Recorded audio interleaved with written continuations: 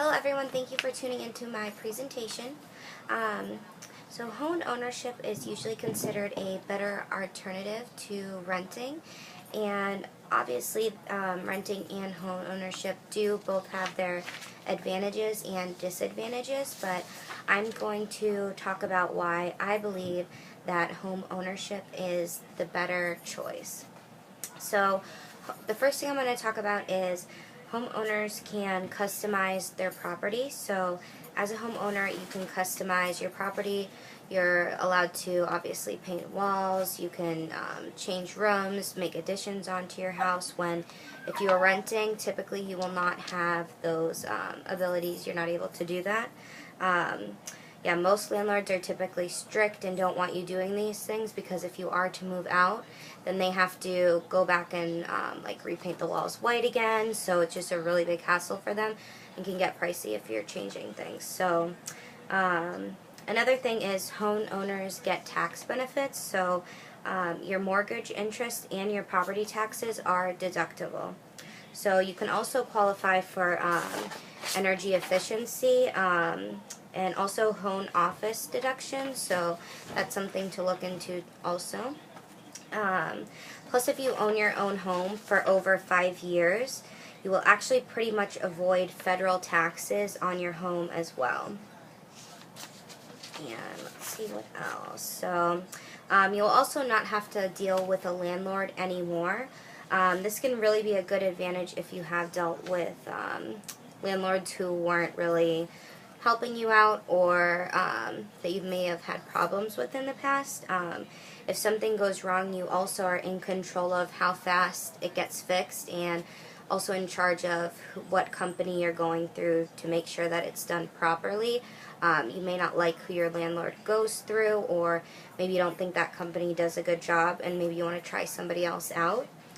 And also, a landlord can't force you to move from the property. When you own your own home, nobody can force you to move out, obviously, unless you're not paying it, and then you would default on your loan. So that would be a different story. So as long as you pay your mortgage on time, then you'll have no problems and you won't be dealing with any landlords.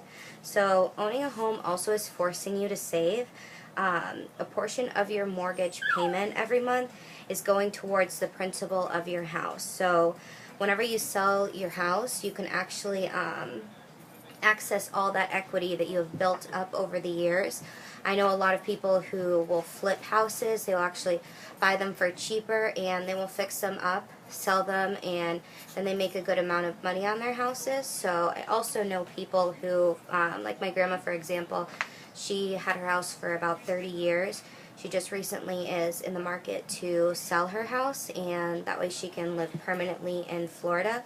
So she is going to be able to access all the equity that she has built up over the years. So she will definitely be making a good amount of money on her home. A fixed mortgage won't raise in times of inflation. So in most part, inflation raises the cost of living. So if you are renting and inflation goes up, chances are that your rent is going to rise. If you do have a fixed mortgage, that price is going to stay the same even in times of inflation. And like I was talking about before, houses values can increase. So there is a good chance that over time your house value is going to increase, so you can access that equity after your mortgage has been paid off. Maintenance choices: if you do live in a house, you can decide how to approach your own maintenance, and like I was saying before, you can either do it yourself, or you can choose the contractor or the company that you want to go through, and you can see to it that it's done on the days you want, at certain times that you want.